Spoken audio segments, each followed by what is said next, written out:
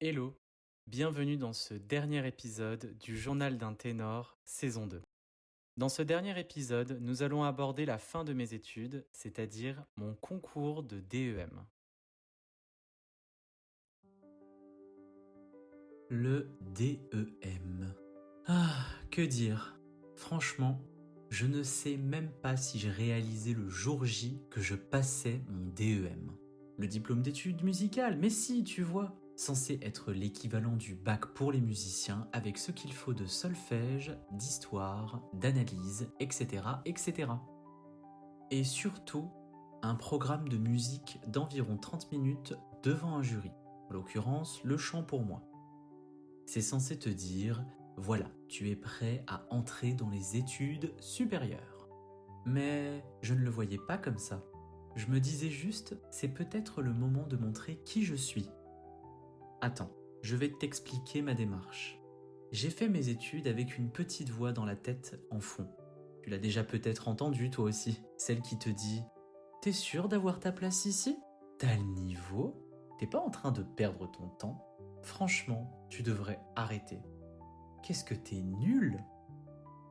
Et pourtant, malgré tout ça, mes doutes, mes angoisses, mon syndrome de l'imposteur, ce programme, je l'aimais. Je l'avais construit avec mes professeurs en y mettant tout ce que j'avais, tout l'amour que je pouvais porter à la musique. Chaque pièce que j'ai chantée ce jour-là représentait une facette de l'amour.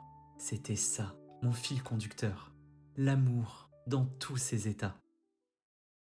J'ai commencé par Mozart, Cosa Amai, un extrait de la Finta Semplice. Un amour coup de foudre, presque naïf.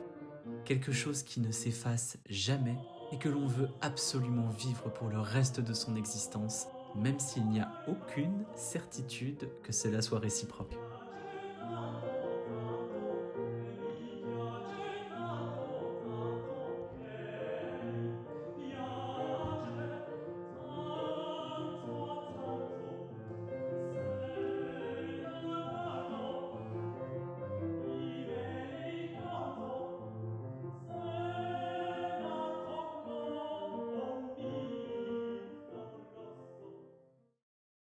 Puis il y a eu Casella, Giovanni Bella, un amour dans une passion plus mystérieuse, plus enveloppante, comme un monde parallèle où rien d'autre n'existe.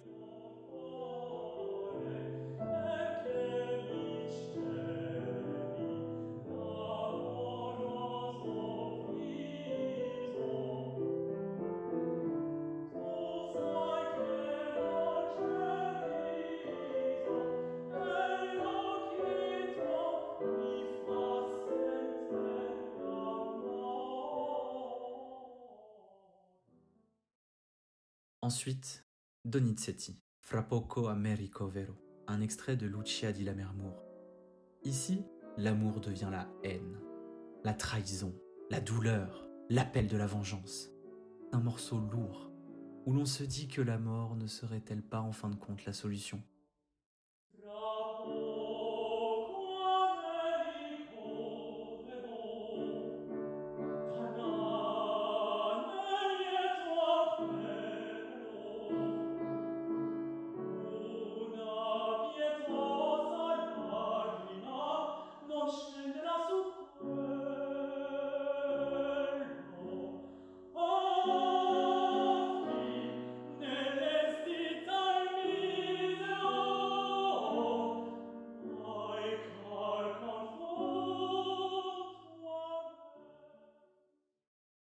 Vint le tour de Benedict die Segemutter de Wolf.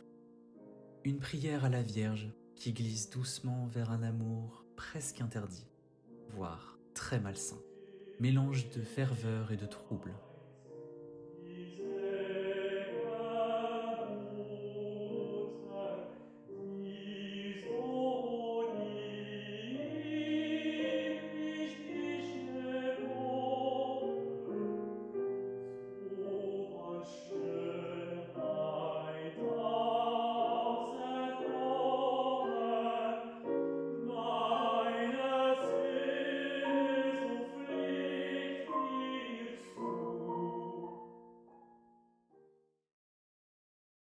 Nous revenons ensuite dans le mystère avec rêverie de Marie-Jaël, l'imaginaire, l'exotisme, les parfums d'Orient, une sorte d'amour paysage suspendu dans le temps. Et c'est une compositrice alsacienne.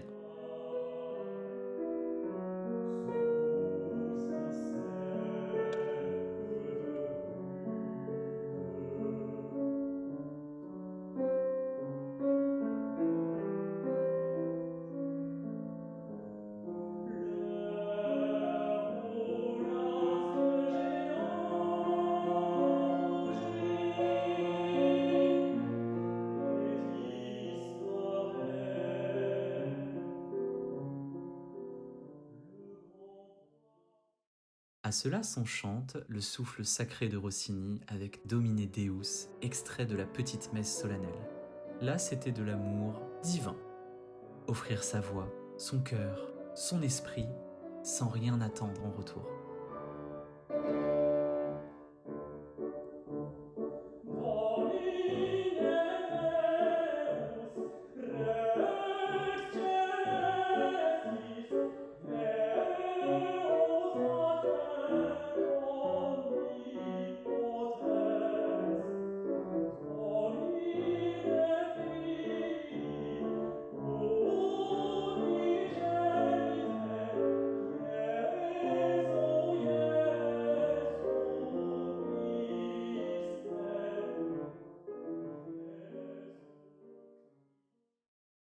Et enfin, Caccini, Dolcissimo Sospiro. Un retour au calme, un apaisement, l'amour doux, simple, presque comme une respiration.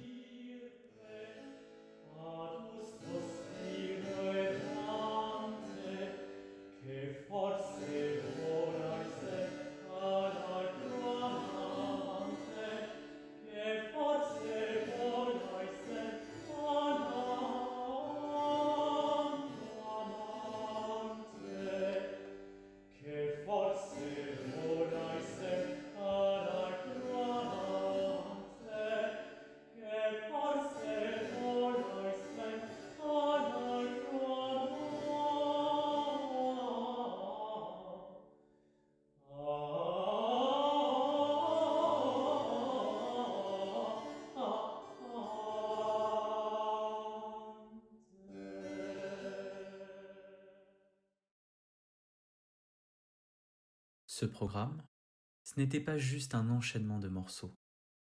C'était un voyage émotionnel, un panorama de tout ce que mon cœur pouvait ressentir à cet instant. Et je voulais que le public ressente ça. Pas juste qu'il l'entende, mais qu'il le ressente. Tout au long de ma prestation, mon cœur battait la chamade, ressentait diverses émotions. J'avais le stress qui montait, les papillons dans le ventre, les yeux presque au bord des larmes. J'étais habité par ce que je chantais. Le moment où j'ai chanté la dernière note, je ne l'oublierai jamais. Il y a eu un silence dans la salle, un vrai silence, pas gêné, mais habité. Et là, les applaudissements, et je fonds en larmes. Pas juste parce que c'était terminé, pas juste parce que j'étais soulagé. C'était comme si tout ce que j'avais vécu, les doutes, les efforts, les remises en question, la colère, les rires aussi, tout était sorti, tout avait été donné pour cette prestation. Après cela, le jury a délibéré sur les prestations et nous a rappelé. J'ai eu la mention très bien avec les félicitations du jury. Une première pour moi. C'était la première fois que j'avais une mention dans quelque chose. Cela m'est allé droit au cœur. De plus, lors de mon échange avec le jury, ces derniers m'ont dit tous de manière unanime « Nous n'étions pas en examen pendant que vous chantiez, mais en concert. » Je me sentais encore plus légitime. Et j'étais fier du travail que j'avais fait avec mes professeurs, de mon côté, avec mes expériences. Mais ce jour-là, j'ai aussi compris une chose, que ce diplôme n'est pas un sommet. Ce n'était pas un objectif atteint. C'était juste la fin d'un cycle. Un passage, une bascule vers autre chose. Parce que maintenant, c'est à moi de construire la suite. Pas juste avec ce qu'on m'a appris, mais avec qui je suis devenu en le traversant. Merci à tous pour votre écoute. À travers ces remerciements, je tenais aussi à remercier mes professeurs, Chantal Studer, professeure de chant lyrique au Conservatoire de Colmar, qui m'a accompagné toutes ces années. C'était pas facile, mais elle a tenu bon et moi aussi. Séverine Viot, qui a été aussi mon professeur de chant en musique ancienne, avec qui j'ai travaillé pendant 1 an. Ce n'était pas facile non plus, puisque je n'étais pas souvent là, vu que j'étais à l'étranger pour des productions, mais on a toujours fait un travail de dingue, et je la remercie énormément aussi pour sa pédagogie. Merci aussi à Hervé, qui a été mon accompagnateur au piano ces dernières années pendant mes cours de chant, mais aussi pendant mon DEM. Merci à toi. Je tiens aussi à remercier José, qui a été ma professeure de FM chant ces dernières années. Elle en a bavé aussi, il faut le dire. J'étais pas un élève extrêmement facile, je ne m'intéressais pas énormément au solfège alors que c'était nécessaire, mais elle a réussi à faire l'impossible avec moi, c'est me faire aimer le solfège. Bravo à toi. Et je tiens aussi à remercier le Conservatoire de Colmar pour m'avoir accompagné toutes ces années, m'avoir laissé la possibilité de pouvoir faire mes armes aussi dans des projets. Merci encore à toutes ces personnes qui m'ont accompagné durant ce parcours.